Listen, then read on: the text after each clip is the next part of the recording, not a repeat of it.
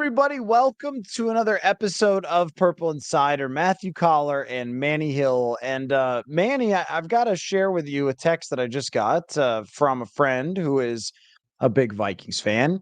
And my friend declared that the Vikings defense must be the greatest of all time, considering that the Las Vegas Raiders are now scoring points against the Los Angeles Chargers, and it is 21-0. So, as you know, after we got burned by Jake Browning, I try not to make very serious declarations as we're watching these games on the show because sometimes that can come back to bite me.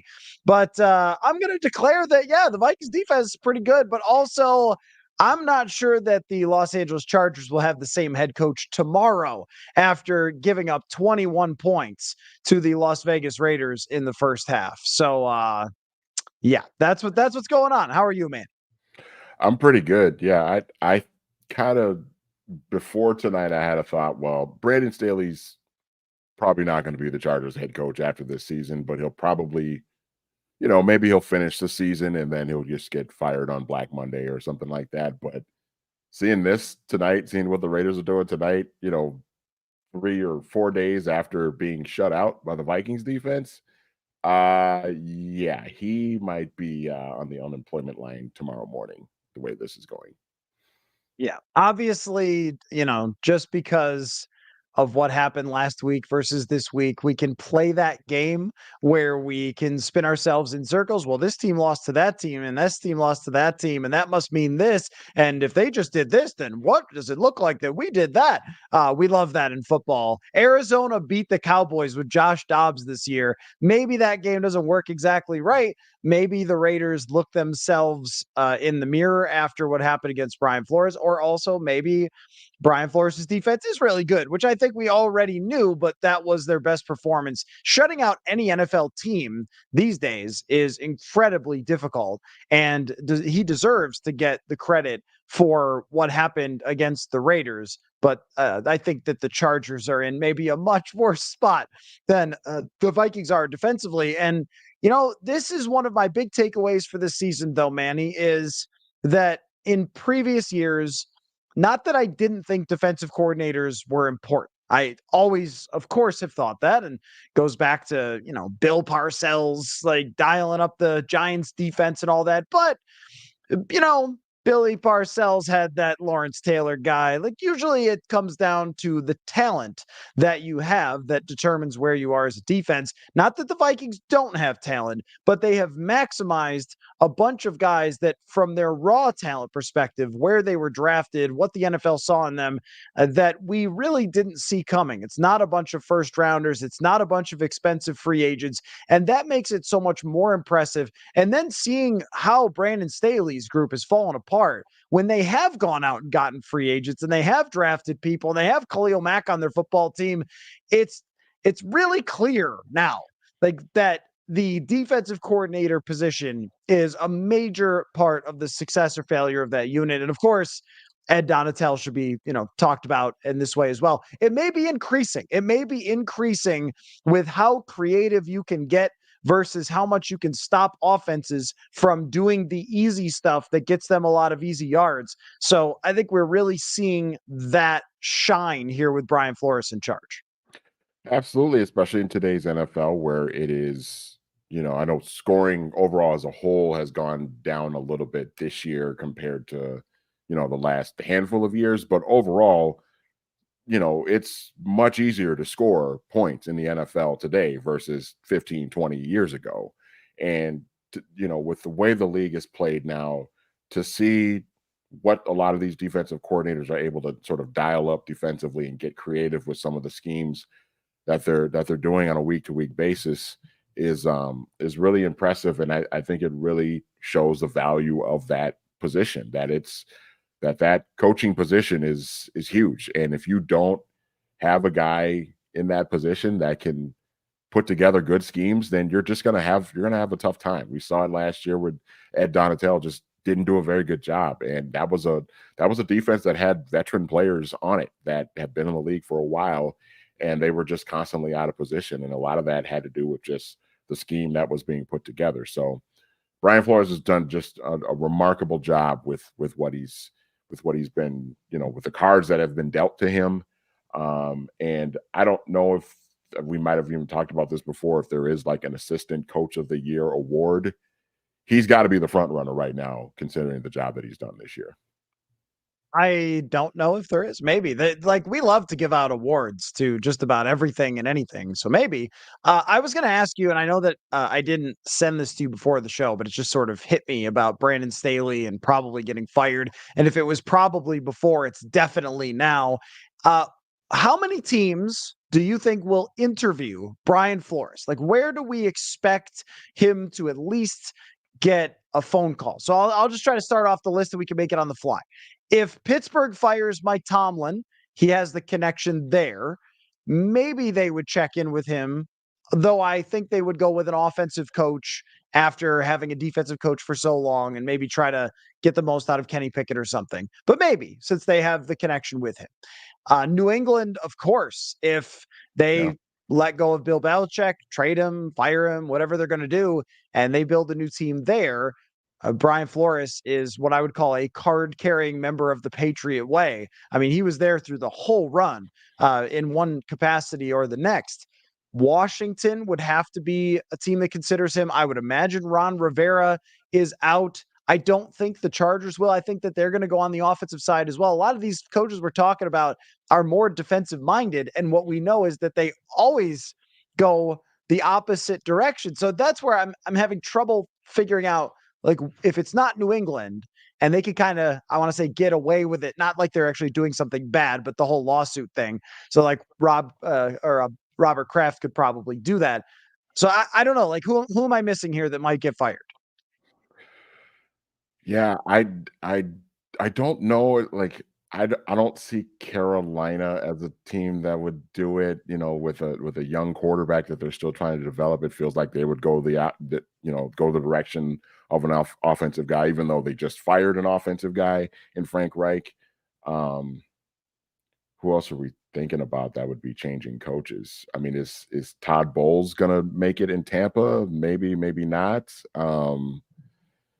Yeah, I don't know, and I'm not even sure that they would go the direction of another defensive coach as well after if they move on from Todd Bowles after the season. Yeah, I mean, New England makes a ton of sense to me now that I really think about it. I hadn't really thought about, if he's going to get a job, you know, if New England would be a spot because you don't really envision like Bill Belichick and fired as this, in the same sentence, but that's a reality. I mean, we're hearing the reports now. The rumors are out there that they're going to actually go on and move in a different direction. It seems like because of his ties there, that would make a sensible spot for him if the phone call is made. So yeah, I'm not sure. I'm just trying to think off the top of my head other teams that are going to be looking for coaches. I don't know. Were the Raiders? Were the Raiders bring him in? Maybe, Maybe. maybe, They maybe. it would be going. I mean, they'd be they'd be taking another coach uh from the Patriot coaching tree back to back, so to speak, after McDaniels. As it looks like my camera feed is gone kaput here. I'll work on that. You But still sound great though.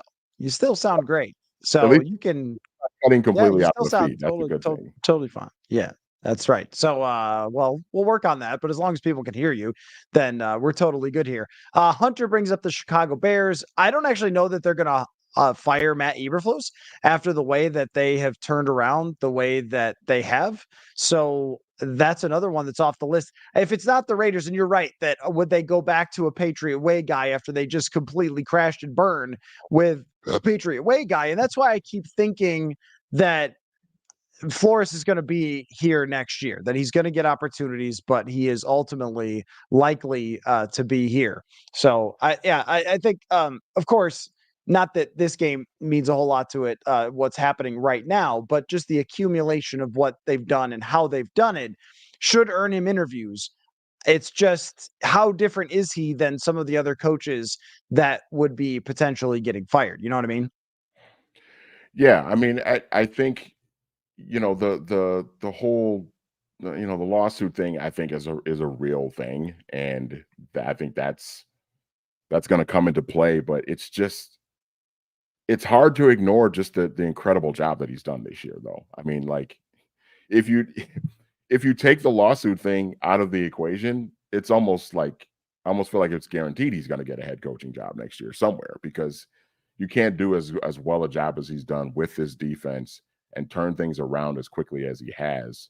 I mean, I thought when they brought him in, I thought, okay, eventually Brian Flores is going to really turn things around with his defense, but it's going to take some time because they're kind of rebuilding it. They're going to have a lot of young players. It's going to take some time to kind of really build this thing into the mold that he wants it to be. But the way very well played there. Yeah, I put it on this for audio listeners. I put it on the screen. That's Manny, but his camera died. So we're still hearing you loud and clear, though. This is weird. Yeah, it is really weird. I'm actually sitting here sort of fiddling around with the wire on my external camera here, and it's just not it's not responding. I don't know what the issue is. But Okay, maybe I anyway, can respond. Maybe I can respond to a couple of comments, and you can see if you could fix that. You want to do that? let's try that. That should work. Oh, okay. You log out and fix that real quick, and I will read a couple of comments, and, and then we'll work on it. Did I mention the Chargers? I did. But I can't help but think that any team that has a defensive coach will go with an offensive coach the next time around. That might be different from the Chargers. I might be wrong about that because their defense has still been really, really awful. And they might be looking at Brian Flores saying, this is exactly what we need. But I mean, and they have Kellen Moore. So would they just elevate Kellen Moore, or were they not happy with Kellen Moore either? Maybe they could go with a defensive coach like Flores or Bill Belichick, and then keep Kellen Moore in his current position. But when there's only a limited number of teams that would be completely shifting away from what they already kind of had in a defensive coach, then that might make it harder for Brian Flores. If it was a bunch of offensive coaches that failed, then owners would be like, oh, our defense is bad. We need to hire a defensive coach. Maybe that could potentially get in the way. Scott says, can you get Matt S? I don't know who you're going to have to clarify who Matt S is on the channel to ask him about 2 years and $60 million for Kirk Cousins. Hard to believe he gets less than Carr and Jones. Love to hear his explanation. You're going to have to tell me who Matt S is, but 2 years and $60 million makes no sense whatsoever for Kirk Cousins, because look at the state of quarterback play in the NFL.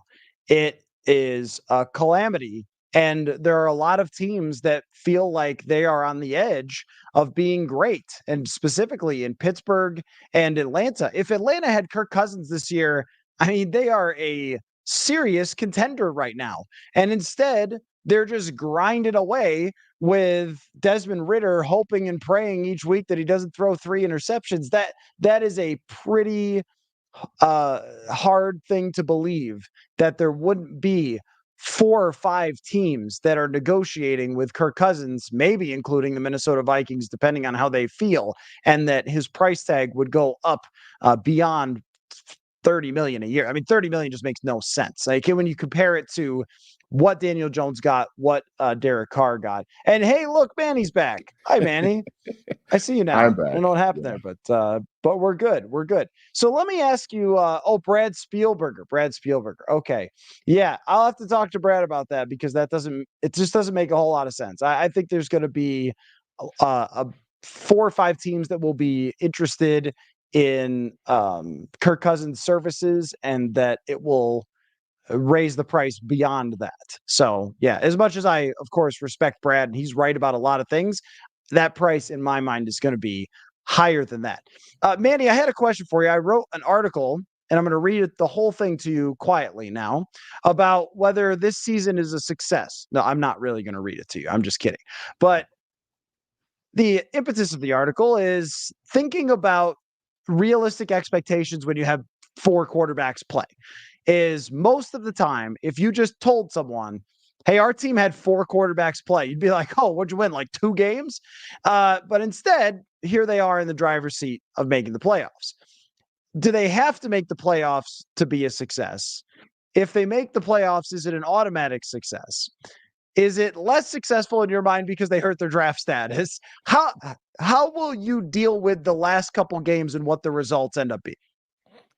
It's a great question. I think that requires a lot of nuance because if you're thinking big picture, like, we've talked about where this team is at big picture going forward, you have to really question if it's a success because big picture, you want to find that franchise quarterback in the draft that you can grow and develop and that can be a part of your team's future for, a decade. And every win that they have from here on out the rest of this season really kind of hinders that opportunity to find that guy, like in the top 10 of the draft, let's say, next spring. Now, we've seen guys get drafted in the second round. Jalen Hurts obviously is one of the best quarterbacks in the NFL, and the Eagles drafted him in the second round. Guys like Drew Brees were drafted late in the first round. Obviously, we know the GOAT was drafted in the sixth round, et cetera, et cetera. But if you're looking at, you know, you want Drake May or you want Caleb Williams or if you want, Jaden Daniels, you're gonna probably be picking in the top 5 to have a chance to, at one of those guys. And the Vikings are not, especially if they make the playoffs, they're not going to be in a position to really move up into that. I mean, they could, but you'd be giving up a lot of draft capital to do that. And then you have to kind of wonder, like, are you going to have enough draft capital to kind of continue to build the roster around that young quarterback that you take? So,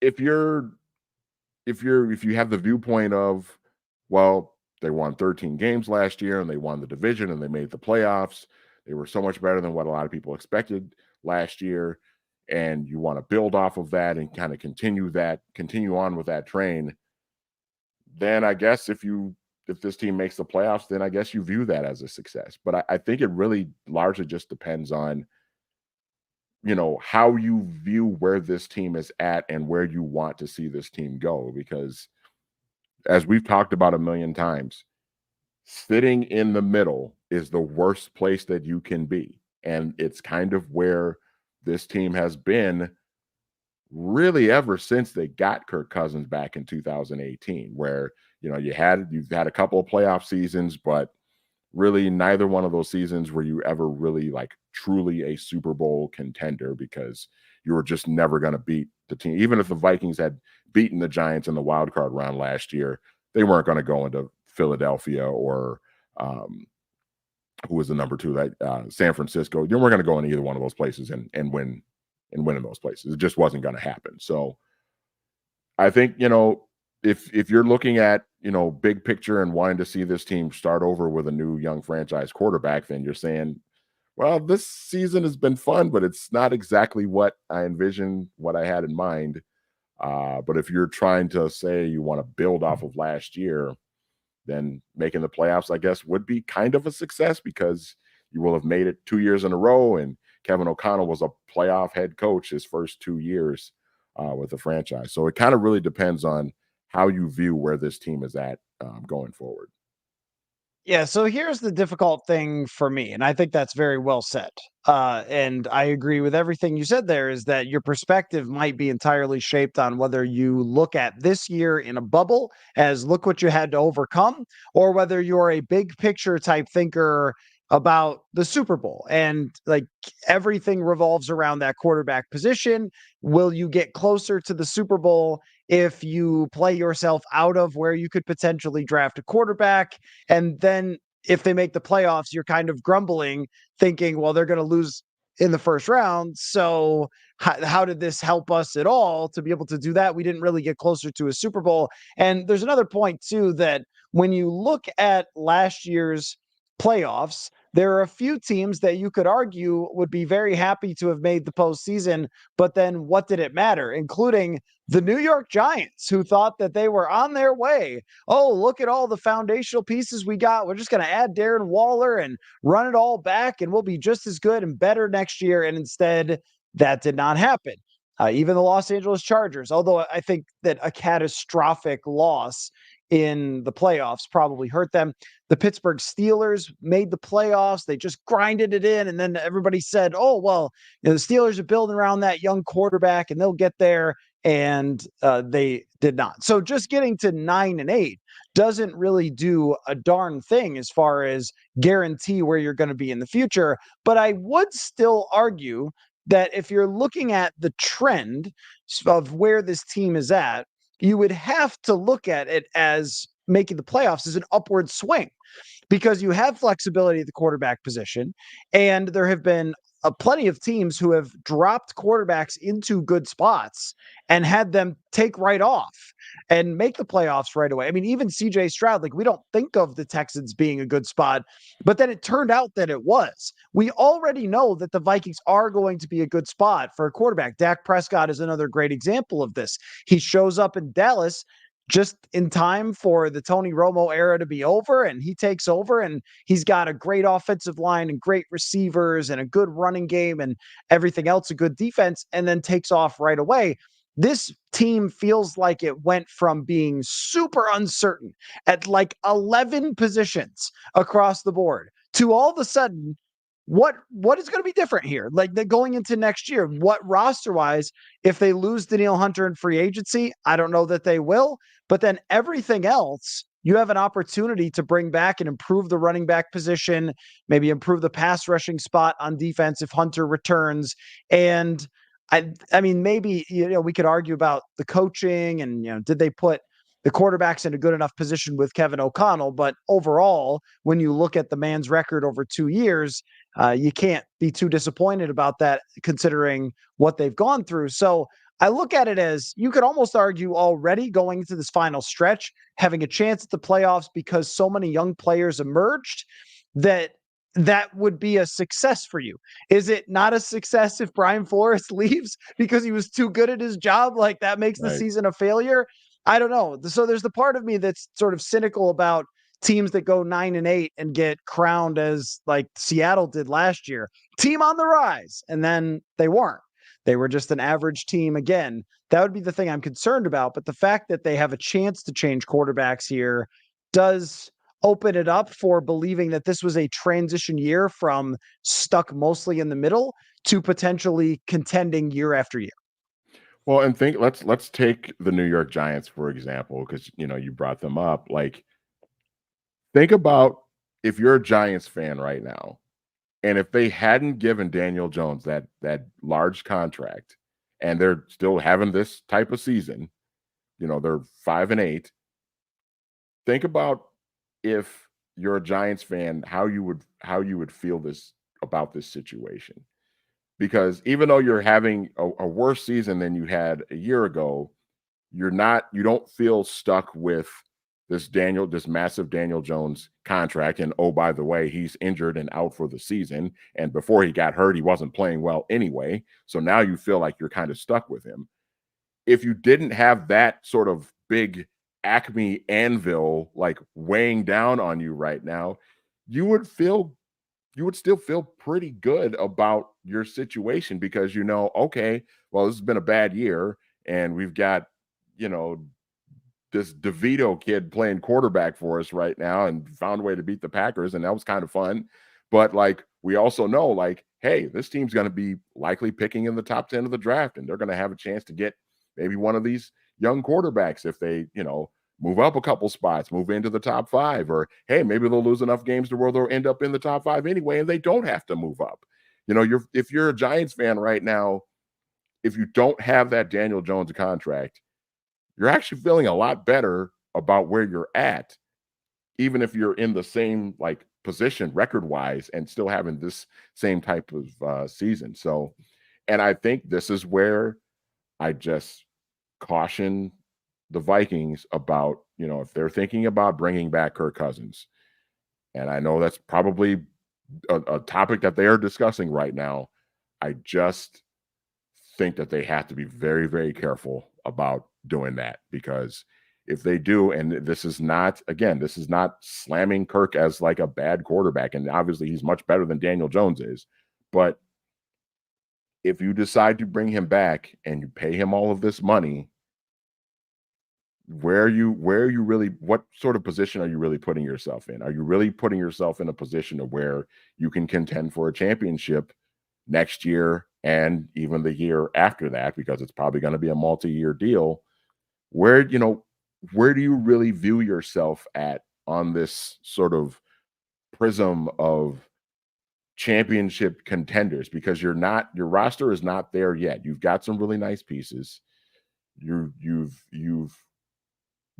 got a coaching staff that has done a nice job overall of sort of crafting this thing together and putting this team in a position with a lot of young players that they're growing and developing.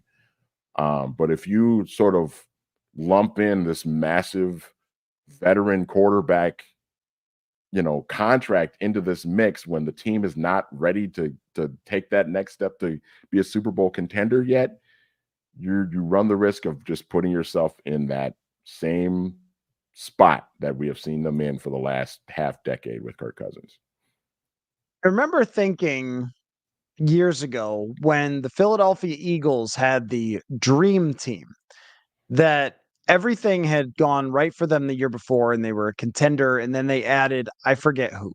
Was it Deshaun Jackson or maybe they already had, I forget. They added somebody to the mix and they were like, this is all stars on their offense. It's just an all-star team. It's going to be unbelievable. And then they fell right on their face. And it hit me then that from year to year, we always assume that everything that went right will go right again, and everything that will be or that was wrong will just be fixed. And that could be a fallacy we fall into if Kirk Cousins returns, as in, well, the only thing that was really wrong was just the quarterback got hurt. And if he doesn't get hurt, then championship. And the road is still a long way to go to find out, what's going to happen here and how far we think they are along at the end of the season, because this is still almost a quarter of the season to go before we have our total conclusions. But there is still construction to be done on this roster. We've seen a defensive coordinator squeeze every ounce of blood out of the stone, but they don't have Micah Parsons and they don't have Nick Bosa. I mean, Danielle Hunter is fantastic, but they don't have a partner for him. And they're sort of just finagling their way to these games and these wins, which won't necessarily happen every single year that you're able to just scheme and just stop all these teams and everything. That's, I think, been the league being surprised at what Flores is doing, and he'll have to continue to adjust. But really, if you're going to compete for a championship on defense, you're likely going to need more superstar talent. So when you go up against three good offenses in the playoffs, you can beat them. And on the offensive side, we're seeing some cracks in the offensive line foundation. They need a better running game. Like, there's things, if you want to compete for a championship, there's still quite a few things that need to be, I think, fixed, because even if Kirk Cousins had been here, we were expecting like 10 wins going into the playoffs, which would put you in that whole like, oh, 10 wins were sort of competitive and we'll probably still lose in the first round type of ballpark. If they bring back Cousins, how does that change? The way that could change is with money. And what you can do is, I know that Kirk has this $28 million dead cap hit, but what you could do, similar to with TJ Hawkinson, is sign a player with a lower cap hit in the first year, have it go up when Kirk Cousins is not on the books anymore, and you also get to have that player. So there's, a lot of ways to work around that. But circling all the way back to the original conversation is, whether it's a success or not. In part, I think there's a lot of successes to speak of so far. I mean, Jordan Addison, if you told me he'd have over 700 yards, I'd be like, bang, hit on that draft pick. He's already there. I mean, he could get to 1,000 yards with a huge end to the season. That's very impressive to find a guy in the first round. Mekhi Blackman, like, this has been a successful draft for them. It's been successful development for them. And I think they proved even more, and this is maybe the biggest victory that they have so far, Manny, especially if they make the playoffs. The trust of the ownership in Kwesi Adofo-Mensah's decision-making, because I think he went out on a ledge a little bit saying to ownership, hey, these players that you love and you want to induct into your, ring of honor at some point, we actually have to move on from them because of their price tag. And if that had gone terribly wrong and they won 3 games, which would drive the Wilfs through the roof, then there might not have been much trust there. But you want the ownership to believe in the football people so the football people can make the decisions for the next quarterback, the guys you got to negotiate hard with, and how you're going to approach the rest of the roster. And this was oh, that 13 wins, yeah, fluky to some extent, but not a complete fluke because these guys were still able to fight back from 0-3, still be able to fight through a quarterback going down and so forth. And that to me has already made this a successful season from the perspective of the big picture long term.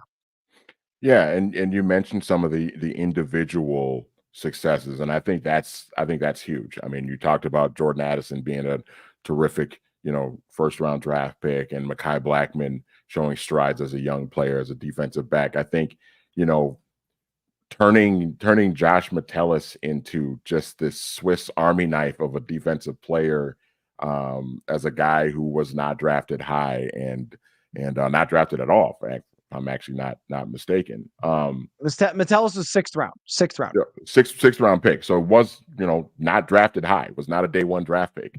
And he's turned into like a star on this defense, a guy that you envision being a part of this defense for a really long time.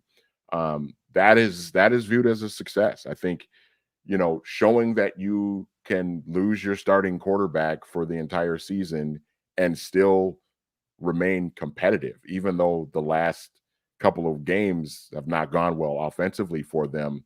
They're still competitive and they're still in the playoff mix, despite, you know, trading for a guy from the Arizona Cardinals and throwing him in to the mix onto the field after being with the team for like 4 days, and he comes in and he finds a way to win a football game for you. I mean, that shows that you can win and have success, and that it's okay to move on from Kirk Cousins if you feel like you need to. And I know that sounds like I'm slamming Kirk, but listen, I think that's, when Kirk got hurt, there was kind of that thought like, oh yeah, this is going to go down into the toilet. They're going to end up, probably 5-12 or something like that. And, everything's going to fall apart. But I think the fact that they have shown that they can win, albeit not the most conventional way of winning games. You don't typically want to rely on winning games 3-0 all the time.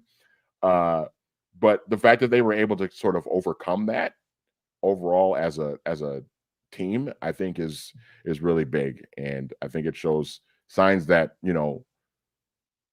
even though there are question marks on the roster and, people may have some question marks about, some of the methods of coaching and things like that, that overall this team is in a really good spot going forward.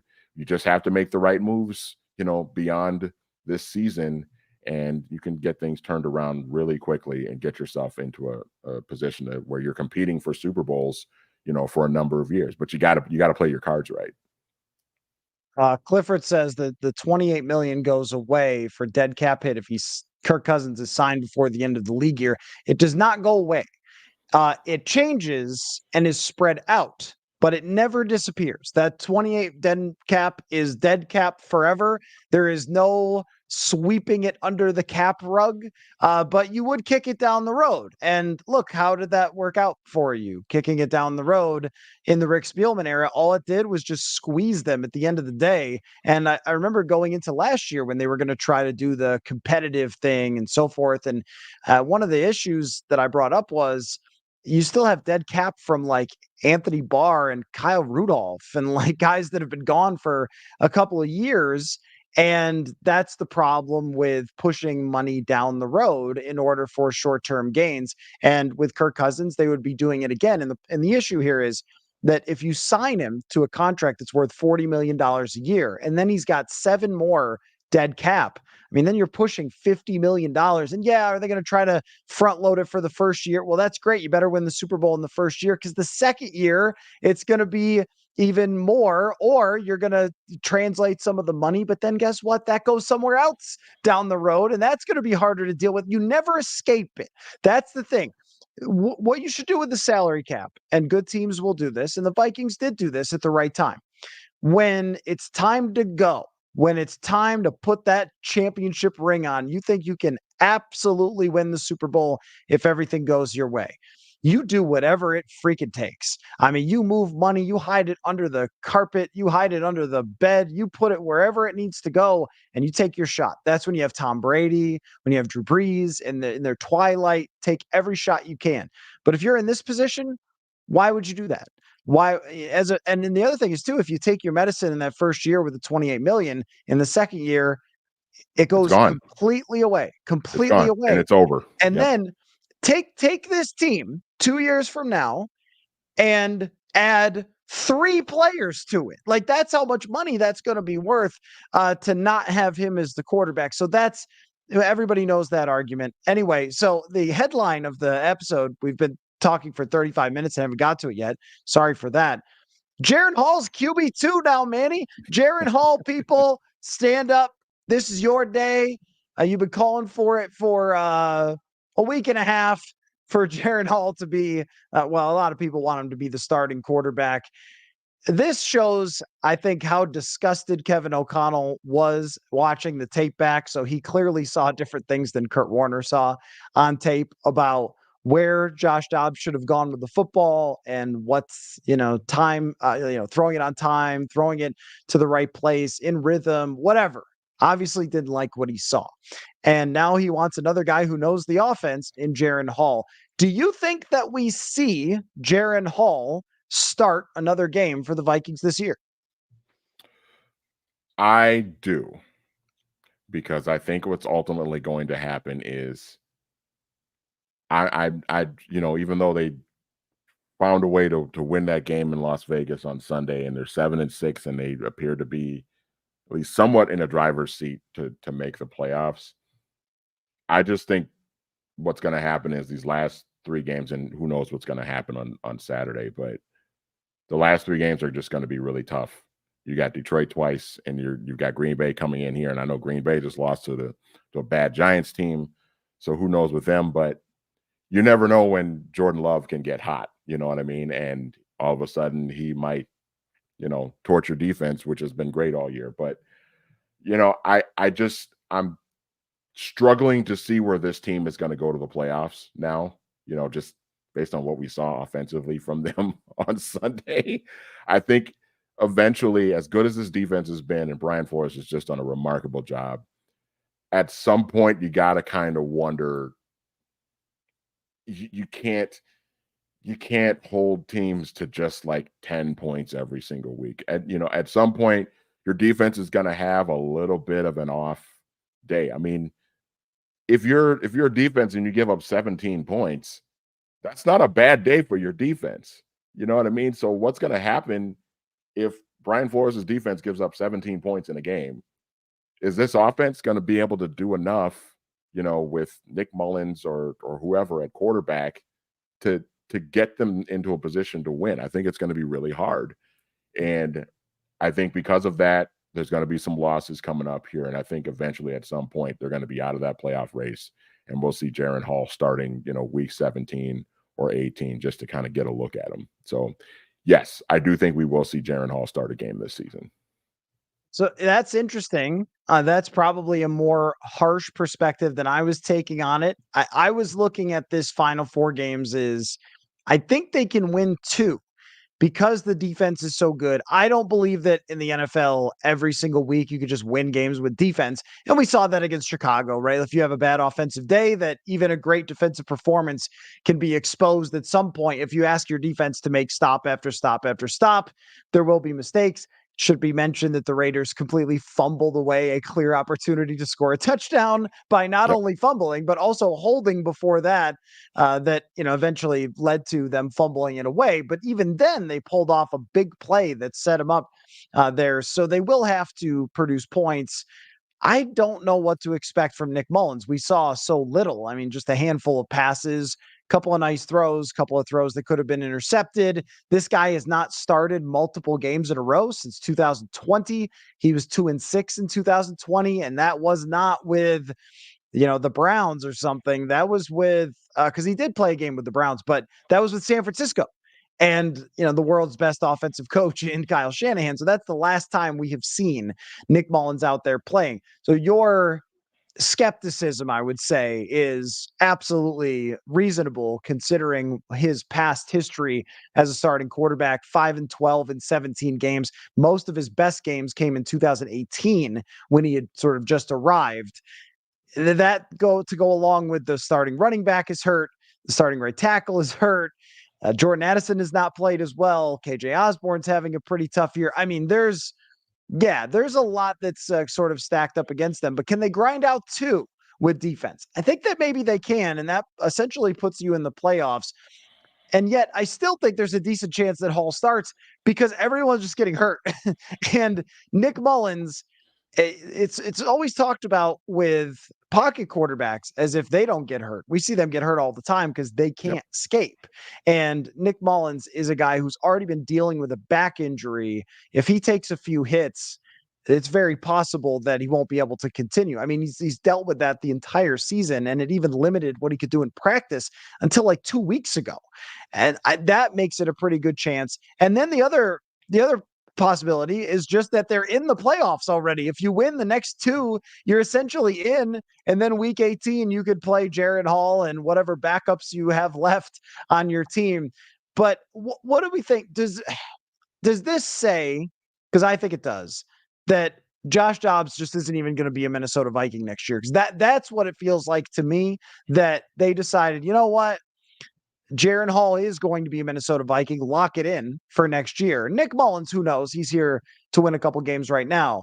But the Josh Dobbs thing is completely over now that Jaren Hall is QB2. Yeah, I mean, I think even just him getting benched on Sunday for Nick Mullins, I think pretty much sealed the deal that he was not going to be back. I mean, it's just crazy to think like how insanely like high we were kind of on with Josh Dobbs, especially after that New Orleans game where it was like, okay, well, he found a way to win that game in Atlanta. He made some throws and threw the game-winning touchdown pass to Brandon Powell, and then he has this great first half against New Orleans, and then O'Connell kind of takes the foot off the gas a little bit in the second half. But we saw enough in those two games where it was like, okay, and even in the Denver game, it was like, okay, he got hit pretty hard in that first possession and the fumble, but he hung in there, and they still had a chance to win the game late, and so there might be something here that I was talking about him being like possibly the bridge starting quarterback for 2024 while they develop the young guy that they draft next year. And now it's like he's the emergency quarterback for Saturday. Like it's just it's crazy how just a couple of weeks can just change your perspective on everything in a situation. I cannot imagine he's going to be on the team next year. And as somebody that watched Josh Dobbs play a lot of college football at Tennessee and rooting for him and just hoping that he just stays in the league for a long time, I just hope that he ends up on another team next year, and even if he's just the backup, that's fine. I just root for guys like him because he seems like a really good dude, and I think he's talented enough to stay in the league for a while. But it just doesn't seem like this is even like scheme wise offensively. It just doesn't seem like it's a fit. He just really struggled to move the football the last couple of weeks, and the turnovers were just too much. And so I can't imagine he's going to be on the team next year. And I think even if Kirk Cousins is not back, I can see them going the route of, signing some sort of a veteran to maybe, even if they don't go the route of taking a quarterback in the first round or second round or whatever, I kind of see them going in a different direction for whoever is going to start in 2024. Backup quarterbacks will break your heart, man. Yep. And there has been a long list of backups, just like Josh Dobbs, who had their day. And I was watching something. Remember, they used to make these weird, random, like top 10 lists, and they would play them on NFL Network. This is before it became this big machine with Tom Pelissero and all their other big, name reporters and so forth. And they would have these like one-off 30-minute shows. Would be like top 10 biggest busts in football history. Do you remember this stuff? You can still Mm-hmm. find it on YouTube. And one of them is like top 10 flash in the pan quarterbacks. And when you go through the list, it's hilarious because they were made like 10 years ago. So they're talking about like Bobby Hoying or whatever. This must have been just after Tim Tebow. Dobbs didn't even have a full Tebow type of season. He literally just had 2.5 games. Yep. But it just shows you that under any era, no matter when you're talking about, there's this guy who has a moment and he's great and it sort of captivates the fan base. And then you go, Bobby Hoying's not that good. Sorry, Philadelphia. You're going to have to keep trying and draft Donovan McNabb and boo Donovan McNabb for some reason. But that's right. Like, that's what happens. It's happened many times. Remember the year, I think it was 2007, when Derek Anderson threw like 29 touchdown passes for the Browns. They won like 10 games. They didn't make the playoffs, but like, we're like, oh, Derek Anderson, he's pretty good. And they signed him to like a multi-year deal, and he was kind of trash after that. So perfect example. Yes, he was, because he was a career backup, and that's how it goes. Let me get to my prize picks here for the week, and then I'll answer a few more questions, and we will get to Cincinnati Bengals players, which we have to discuss as well, because this is a great franchise to pull up some random players. But here is the prize picks for the week. Manny, I want you to tell you how you to tell me how you feel about these. I have Nick Mullins throwing for more than 199.5 yards. I have Jake Browning throwing for less than 239.5, and Justin Jefferson going for more than 75.5 yards. So Nick Mullins, more than 199.5, Jake Browning, less than 239.5, and Justin Jefferson with a big day, over 75.5 yards. How do we feel about those? Is that bold to you? Is that a good prediction?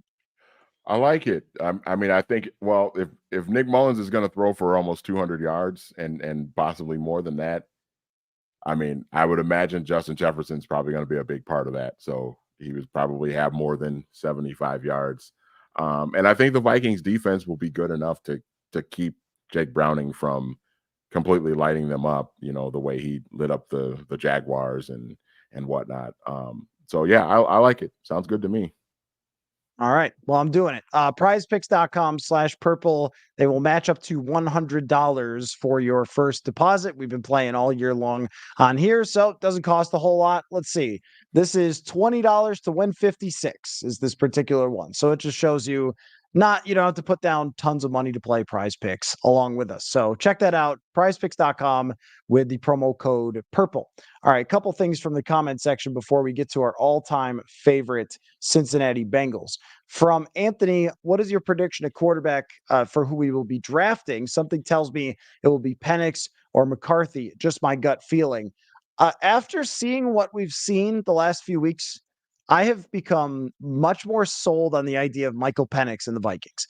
I think he's got the arm to do this. And Kevin O'Connell wants an arm. He wants anticipation. He wants timing. He wants a dude to stand in that shotgun pocket and wait for those routes to develop and then let that football go loose. And this guy has, I think, one of the best arms, probably, of course, the top two, but after that, after the top two draft picks, Penix probably has the third best arm. And I've been knocking him for his mobility, but that may be a lot less important than the arm talent when it comes to what the Vikings would want. I don't see McCarthy the same way. To me, I just don't see that arm talent. When you look at Michael Penix, have you ever seen a man with bigger hands than Michael Penix? It's huge. They're he massive. grew up under power lines. He has the longest arms, the biggest hands. It's like someone put Hakeem Olajuwon's arms on this man, and he really throws a heck of a football. The Raiders have 42 points. Oh my gosh. You're kidding me. I just got an Adam Schefter update saying the Raiders have 42 points. Dude, Brandon Staley might get fired at halftime. He might be fired at halftime. Are you kidding me? It's 42-0. It's halftime? It's 42-0 at halftime. Yeah, because it looks like they just did a quick right before the locker room interview with him, and I would have loved to have heard that interview from Brandon Staley. Oh, it's kind of like, do you remember when very quickly, do you remember when Alabama played Notre Dame in the national championship game, and Alabama was up like 20? Yes. Yeah, Alabama was up like 28-0 at halftime, and they did like the right before halftime interview with Brian Kelly. He was coaching Notre Dame at the time, and you could just see the look on his face, like, yeah, this is over. This is not happening for us tonight. We're just gonna come out and play hard the second half, and we're just gonna try some things. But you could just tell the look on his face, like, yeah, this is just not happening tonight. That I mean, I couldn't hear what Brandon Staley was saying, but it looked like he was kind of in that same mindset. Wow. Yeah, Wow. I didn't mean to derail the Michael Penix talk, but we'll have plenty of time for that. Just let me get to a couple of quick comments here. Breck says Dobbs had a bunch of moments. Wonder if a team will give him a chance one day. I mean, there's been a lot of chances. I mean, he was a member of the Pittsburgh Steelers for a long time. They moved on from him. He was with Cleveland. They moved on from him. Arizona started him. They moved on from him in a trade for He's literally a backup. nothing. I mean, He's a backup, man. And yeah, I'm as I say this as a fan of him and somebody that wants to see him do well, but he is a career backup. And that's okay.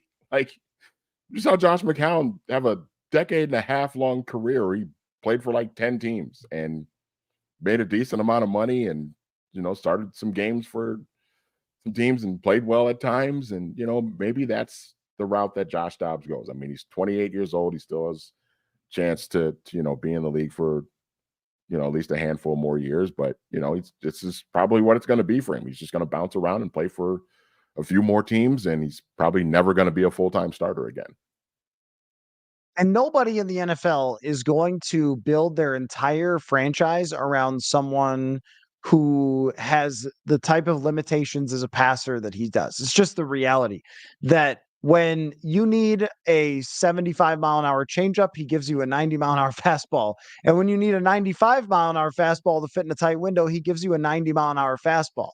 When you need to paint a corner, he throws it into the stands. And when you need to hit your back foot and release the ball, he hitches up and then throws it too late or too high or too like it's so hard to play quarterback in the NFL because of the precision, and it's just not there. That doesn't mean he can't be good, but maybe the people in the chat who compared him to like Randall Cunningham a few weeks ago, maybe we're just a little too excited. So I can see why you might hang on to that after you saw him. He did have some very good moments. All right, before we wrap up for the evening. Oh, that's right. Al Michaels, another Al Michaels game where he's got to be okay. Yeah, I'm gonna have to watch a little of the second half just to listen to Al Michaels just make jokes for the entire second half of this game. You made a list of your top 5 Cincinnati Bengals of all time. Feel free to play along at home in the comments section. It is a franchise the Vikings only bump into once every so often, but a unique history as a franchise. Some great moments, some long periods of not great moments. What'd you come up with for your favorite Cincinnati Bengals of all time? All right, number 5 on my list, and this is a guy that I know you growing up in Buffalo probably remember this guy very well because he played for the Bills for a little while too. Is have we figured out, was it Takeo Spikes or Takeo Spikes? I always thought it was I, Takeo Spikes. I think it's Takeo. Is it Takeo? Takeo. I think it's Okay. Takeo. Yeah. Okay. Because I've heard like different, John Madden would say it different ways and other broadcasters would say it. But either way, Takeo Spikes is number 5 on my list. Started out his career with Cincinnati, and he was in his early days with the Bengals. That man was a tackling machine. He was always among the league leaders in tackles and just a really good, steady, solid player, and went on to Buffalo and was really good there too. So Takeo Spikes is number 5 on my list of favorite Bengals of all time. Certainly a great Buffalo Bill and the longest neck that any man has ever had. The longest and most muscular neck of all time, hands down. Great player, though. Great player. Number 4 is one of my favorite Bengal players from some not so good Bengals teams from the 90s, wide receiver Carl Pickens, who you go back and you look at some of his numbers in the 90s playing with Jeff Blake on those I think it was it Dan Shula who was the coach? One of the Shulas was coaching them in like the mid 90s. I don't know if it was Mike or Dan or whichever one, but one of Don Shula's kids was coaching them. Carl Pickens, really productive wide receiver, had a couple 1,000-yard seasons. It was like him and Darnay Scott was like the other guy on the other side, Jeff Blake quarterbacking them. It was a couple of years before I think Corey Dillon came around. But yeah, Carl Pickens, number 4 on my list. And Tim McGee at tight end as well. They had the pieces. They just never had the quarterback after Boomer Esiason. Number three is Chad Johnson. Really one of the all time great wide receivers.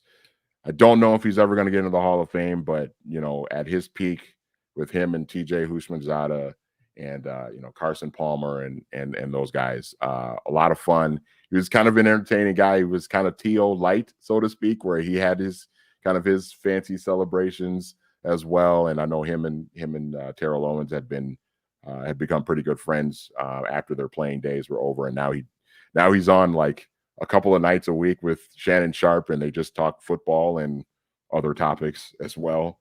But Chad Johnson, really good wide receiver for the Bengals in kind of the early to mid 2000s.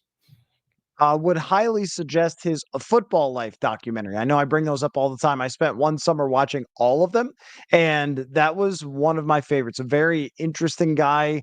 And I just always like caution sometimes when you think you know somebody in the NFL because he tried to have fun or like did things that were crossing the line, that you don't always know the whole story with them. And I thought they covered it really well in the Football Life documentary. But just as far as a pure football player, insane route runner, absolutely Yes. insane. I think if there was a comp for like Stephon Diggs, even though Johnson I think was a little bit bigger, that's who he reminded me of. The just wild detail that they were able to create separation and so forth. So yeah, definitely one of mine to watch play football.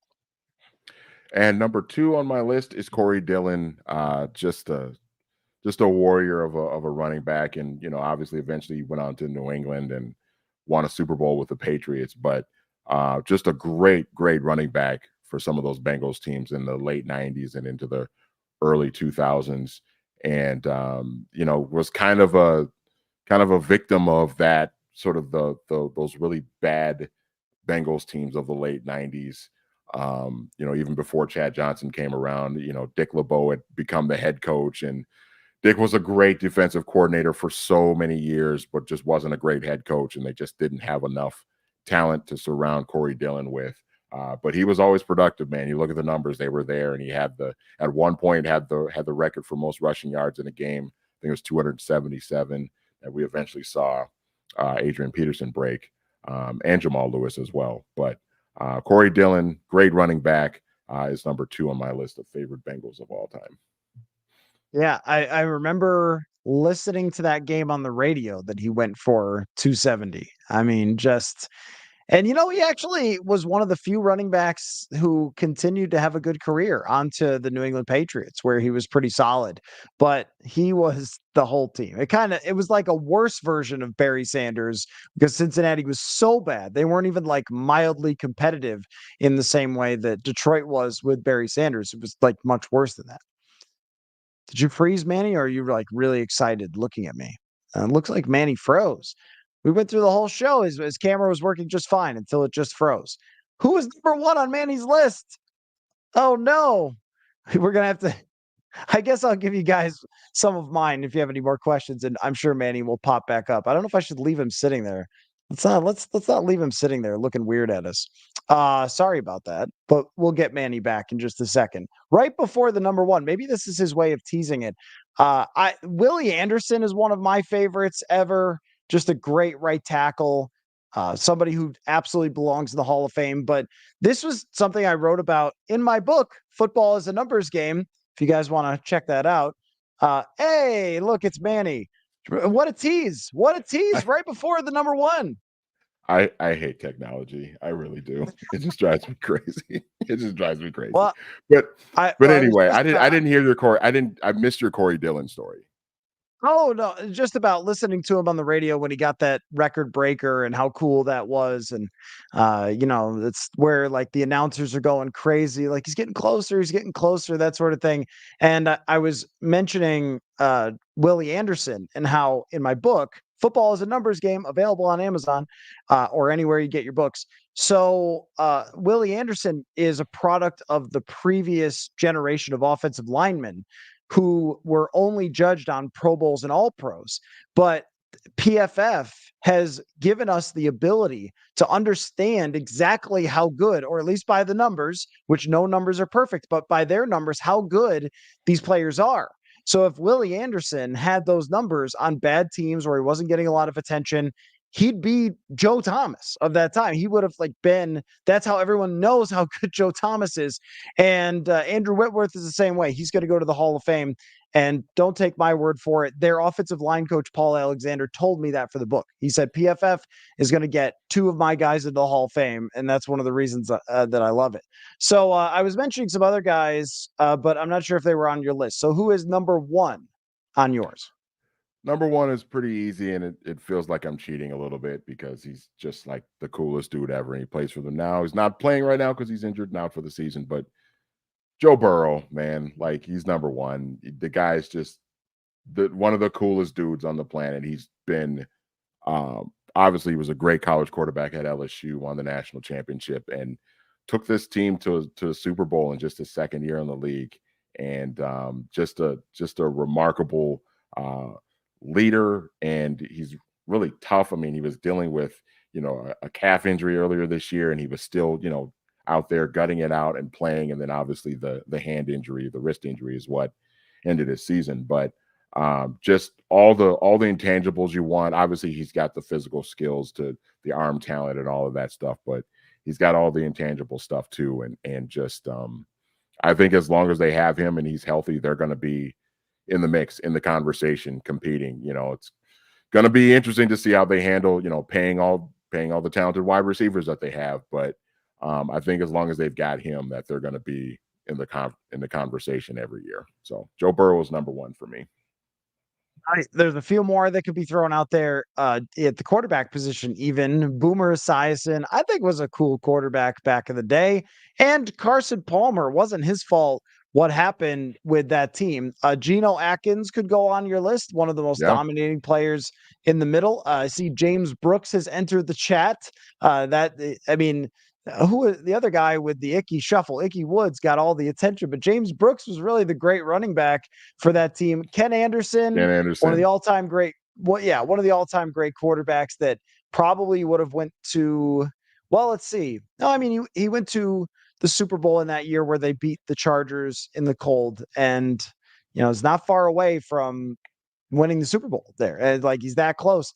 And I think is Ken Anderson. He's not in the Hall of Fame, right? Like I think he would have. I don't think so. If he wins that Super Bowl, if they get a stop on defense against the 49ers, he's in the Hall of Fame. I'm sure of it. So I mean, there's a lot more. We could just start naming random guys, but those were a Anthony couple Munoz to bring. Anthony Munoz was another one I thought about too. Yeah. Great offensive lineman. Yeah. Yep, for sure. And gosh, there was one more I was scrolling on their all-time list trying to find because they had. Oh, Brian Simmons was another guy, a linebacker who had like a big neck roll. He was another guy that I think, they had a few guys that just sort of went completely under the radar because of those bad teams, like on their defensive side and everything else. And Clifford brings up Chris Collinsworth. Speaking of my book, I interviewed Chris Collinsworth for it about him owning PFF. So football is a numbers game. Go to Amazon. I'm just saying it's a good present. You can get it there for your football loving family member before Christmas if you want. So anyway, well, who do you think's going to win, Manny? I'm going to take the Bengals. I think Jake Browning's playing really well. I don't think he's going to light up the Vikings defense because I think it's good enough to kind of slow him down a little bit. I just wonder if the Vikings are going to have enough offensively. I know they're going to have Justin Jefferson, back and everything, but I think it's just going to be really hard for them to move the football. I don't think they're going to have enough offensively. And I think the Bengals are just kind of a better overall team. Even, they're playing a backup as well. But they've got Jamar Chase and they've got, T. Higgins and some of those other guys too. So I'm going to take Cincinnati in a close game. I think it'll be close, but I'll take the Bengals to win. I think that's a very reasonable pick. I'm taking the Vikings, but I don't know. When backups play, it's hard enough when starters play to pick these games. When backups play, man, only the football gods know what will happen. I mean, look at this week. Like 42 points and a half for the Raiders who just got shut out. What? Nothing makes sense. Nothing makes sense. So I have no idea. But I think the Vikings are going to win like some sort of gross 17-14 type of grind it out. They intercept Jake Browning for a pick six at some point or something. But I don't think it's going to be a barn burner, but it might be. Anyway, well, we'll talk next week. Great stuff, Manny, as always. And thank you all for watching slash listening slash participating. And all of you whose cameras didn't freeze while you were watching, congratulations. No, I'm just kidding, Manny. But we'll talk again next Monday. And thanks everybody for coming on board.